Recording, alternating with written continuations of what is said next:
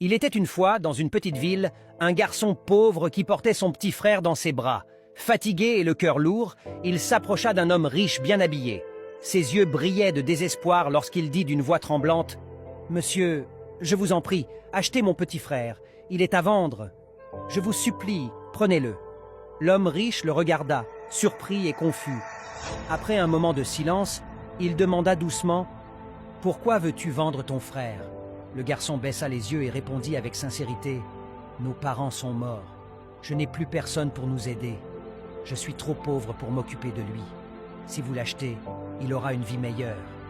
Et moi, avec l'argent, je pourrai au moins survivre. » L'homme riche resta pensif quelques secondes, puis dit « Combien demandes-tu » Le garçon répondit aussitôt « Seulement $100, monsieur. » L'homme fronça les sourcils et demanda encore « Mais si tu vends ton frère, est-ce qu'il ne te manquera pas ?» Les yeux remplis de larmes, le garçon hocha la tête. « Bien sûr qu'il me manquerait. Il me manquerait énormément. Mais je veux qu'il ait une belle vie, pas qu'il mendie dans les rues comme moi. Je sais que si vous l'adoptez, vous lui offrirez une éducation, de la nourriture, des soins et surtout un avenir.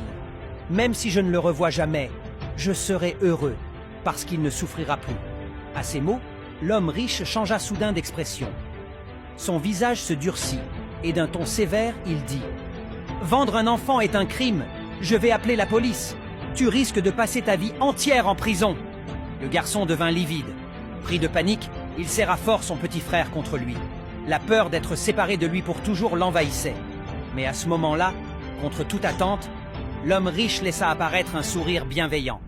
Il posa sa main sur l'épaule du garçon et dit « Quand j'ai dit que tu passerais ta vie en prison, je voulais dire que tu vivrais dans ma maison avec ton frère pour toujours. » Le garçon le regarda, surpris et incapable de comprendre. L'homme continua. « Je n'appelle pas la police.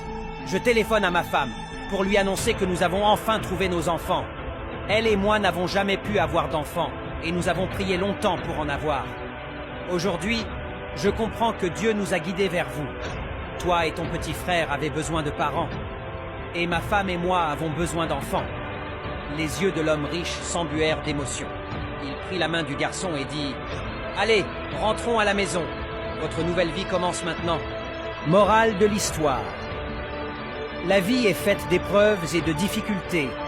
Parfois, on pense que tout est perdu. Mais même dans les moments les plus sombres, Dieu ouvre un chemin inattendu. Il place sur notre route des personnes qui deviennent des réponses à nos prières.